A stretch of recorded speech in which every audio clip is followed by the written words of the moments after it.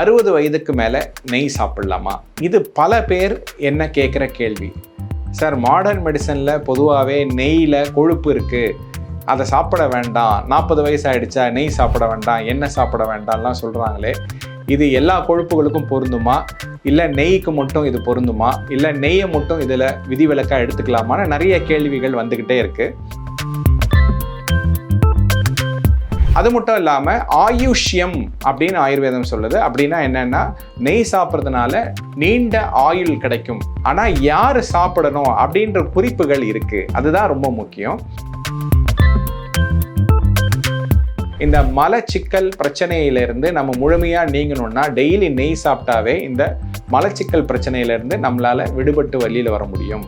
பொதுவாகவே 60 வயதுக்கு மேலே உள்ள இருக்கிற பசைகள் குறையுது இல்லையா, அதனால நம்ம மூட்டுகளில் தேய்மானம் வருது இல்லையா, அந்த பிரச்சனையை சால்வ் பண்ணுறதுக்கும் முதியவர்களுக்கு தூக்கமின்மை ஒரு பெரிய பிரச்சனையாக இருக்குது. அவங்களுடைய உணவில் அடிக்கடி நெய் சேர்த்துட்டு வரும்போது இந்த நெய்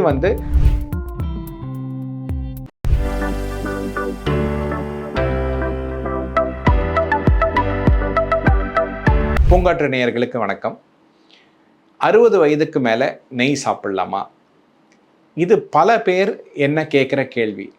சார், மாடர்ன் மெடிசனில் பொதுவாகவே நெய்யில் கொழுப்பு இருக்குது, அதை சாப்பிட வேண்டாம், 40 வயசு ஆகிடுச்சா நெய் சாப்பிட வேண்டாம், எண்ணெய் சாப்பிட வேண்டாம்லாம் சொல்கிறாங்களே, இது எல்லா கொழுப்புகளுக்கும் பொருந்துமா, இல்லை நெய்க்கு மட்டும் இது பொருந்துமா, இல்லை நெய்யை மட்டும் இதில் விதிவிலக்காக எடுத்துக்கலாமான்னு நிறைய கேள்விகள் வந்துக்கிட்டே இருக்குது.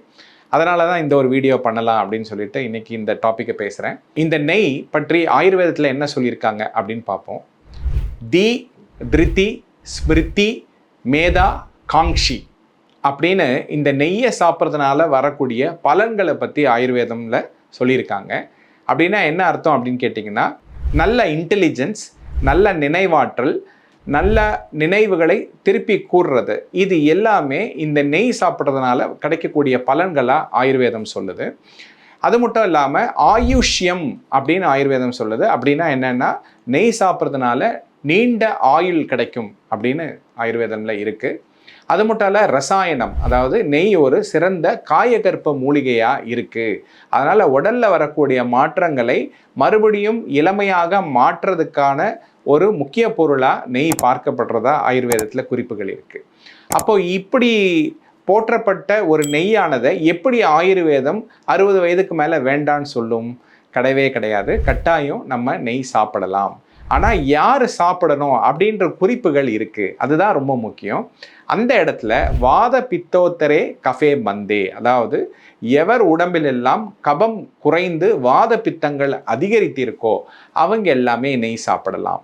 அப்படின்னா என்ன சார், எனக்கு ஒன்றுமே புரியலையே அப்படின்னு நீங்கள் கேட்கலாம். அதாவது நீங்கள் ஒல்லியாக இருக்கீங்க, நல்ல ஜீரண சக்தி இருக்குது, எதை சாப்பிட்டாலும் நல்லா ஜீரணிச்சிருவீங்க, உங்களுக்கு கொழுப்பு வியாதி, அதாவது ஹைப்பர் லிப்பிடிமியா, கொலஸ்ட்ரால் பிரச்சனைகள் இல்லை, ஹார்ட் பிரச்சனைகள் இல்லை, உங்களுக்கு ஒபிசிட்டி ப்ராப்ளம் இல்லை, இந்த மாதிரியான ஒரு நிலையில் நீங்கள் கட்டாயம் நெய்யை உங்கள் உணவில் சேர்த்துக்கலாம்.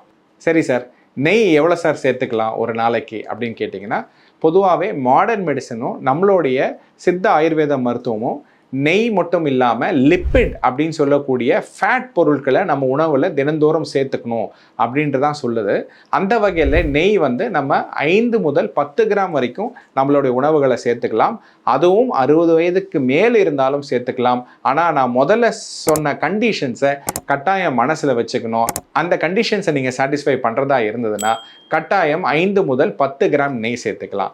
சரி சார், எப்போ நெய் சேர்த்துக்கலாம் அப்படின்னு கேட்டால், பொதுவாக காலை நேரங்களில் நெய் சேர்த்துக்கலாம்.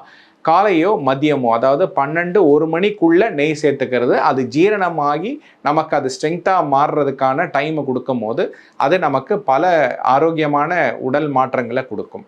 சரி, எப்படி சாப்பிடலாம் அப்படின்னு கேட்டால், பொதுவாகவே நம்ம தமிழில் ஒரு பழமொழி இருக்குது, நெய் உருக்கி மோர் பெருக்கி நீர் சுருக்கி அப்படின்னு சொல்லுவாங்க. அதாவது நெய்யை உருக்கி தான் சாப்பிடணும். அப்போது இந்த நெய்யை டீப் ஃப்ரை பண்ணி நெய்யில் நான் தோசை சாப்பிட்றேன், நெய்யை விட்டு நான் லட்டு சாப்பிட்றேன்னு சொல்கிறது நெய்க்கான ஒரு கரெக்டான வழிமுறை கிடையாது. அப்போ நம்ம சுடு சாதத்தில் கொஞ்சம் நெய்யை விட்டு சாப்பிடும் போது தான் அந்த நெய்யோடைய மொத்த பலனும் நம்ம எடுத்துக்க முடியும்.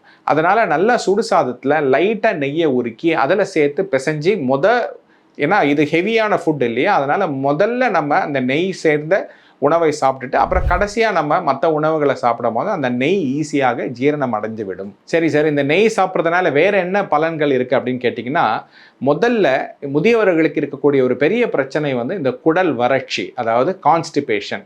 இந்த மலச்சிக்கல் பிரச்சனையிலிருந்து நம்ம முழுமையாக நீங்கணும்னா டெய்லி நெய் சாப்பிட்டாவே இந்த மலச்சிக்கல் பிரச்சனையிலேருந்து நம்மளால் விடுபட்டு வெளியில் வர முடியும். அடுத்தது மூட்டு வறட்சி, அதாவது நம்மளுடைய மூட்டுகளில் பொதுவாகவே 60 வயதுக்கு மேலே உள்ள இருக்கிற பசைகள் குறையுது இல்லையா, அதனால் நம்ம மூட்டுகளில் தேய்மானம் வருது இல்லையா, அந்த பிரச்சனையை சால்வ் பண்ணுறதுக்கும் இந்த உணவில் தினந்தோறும் நெய் சேர்த்துக்கிறது நமக்கு ஒரு பெரிய வரப்பிரசாதமாக அமையும். இதுக்கு அடுத்து ஒரு முக்கியமான விஷயம், முதியவர்களுக்கு தூக்கமின்மை ஒரு பெரிய பிரச்சனையாக இருக்குது. அவங்களுடைய உணவில் அடிக்கடி நெய் சேர்த்துட்டு வரும்போது இந்த நெய் வந்து லிப்பிட் அப்படின்ற ஒரு கான்செப்டில் இருக்கிறதுனால இது மூளைக்கு நிறைய பலன் கொடுக்கும்.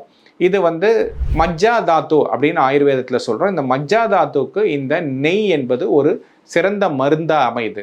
அப்போ இந்த மஜ்ஜா தாத்துக்கு இந்த நெய்யை மருந்தாக கொடுக்கும் போது மூளை இயற்கையாகவே நன்றாக வேலை செய்கிறது. தூக்கம் வரும்போது நன்றாக ஆழமாக தூக்கம் வர்றதுக்கு அதுவே ஒரு வாய்ப்பாக அமையும்.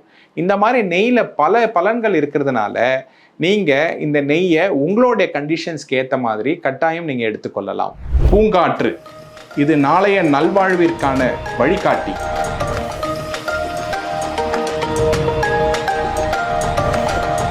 எங்களோட வீடியோக்களை பார்க்கறதுக்கு பூங்காற்று சேனலை சப்ஸ்கிரைப் பண்ணுங்கள் அண்ட் ஃபாலோ பண்ணிடுங்க.